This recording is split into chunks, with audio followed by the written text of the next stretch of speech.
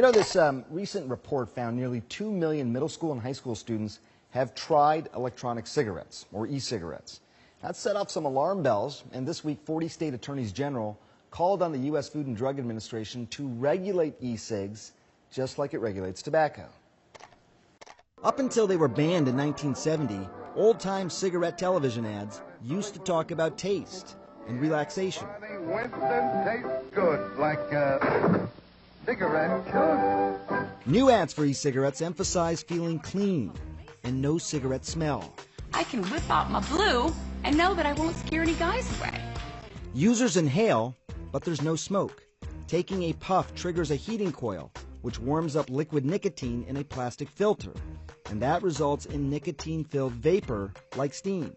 It doesn't contain the same tar and chemicals as cigarette smoke, but as the FDA has said, it may contain other cancer-causing agents. And at least 4 users have gotten a nasty surprise.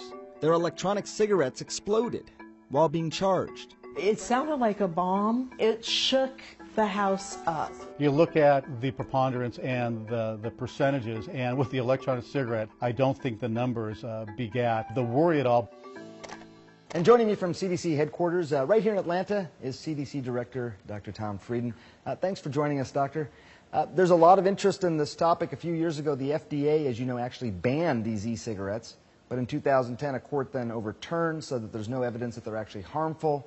Well, I mean, what do you think? Is it a question of they're bad for you, or we just still don't know? I think what we can say basically is they might or might not be able to help you quit, but there are definite harms that they can cause. And those definite harms are in different environments.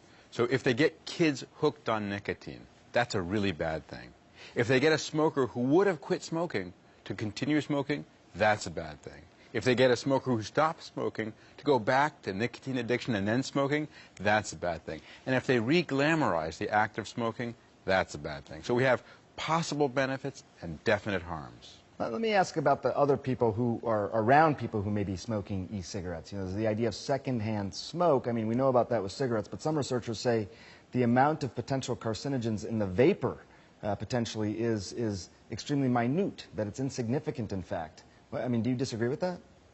Well, we don't know what's in more than 200 different e-cigarette products out there. What we do know is that there's nicotine. And there's the theoretical possibility that if you're around someone who's using an e-cigarette, you're going to absorb or inhale some of the nicotine that goes out from that product. That's probably something that can be engineered out of the product. But right now, I don't know which products would cause that and which wouldn't. And it gets back to this idea that there's still a lot that we don't know about this overall.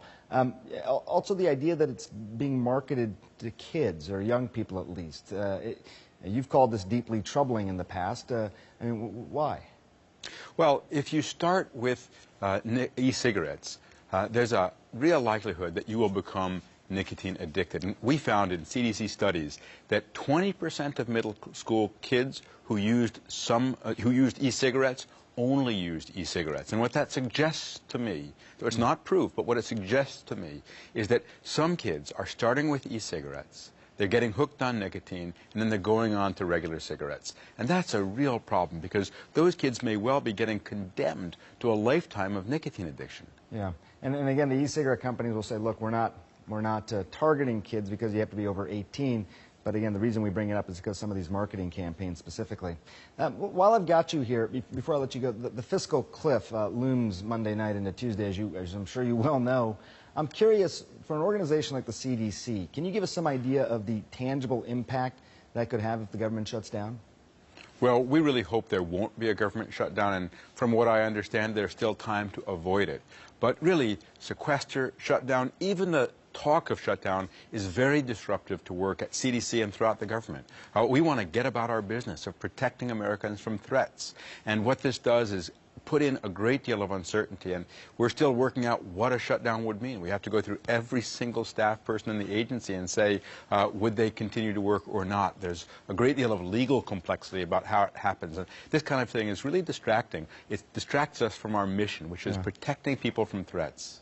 Dr. Tom Frieden, I always enjoy speaking to you. Thanks so much. Hope you come back again soon. Thank you, Sanjay.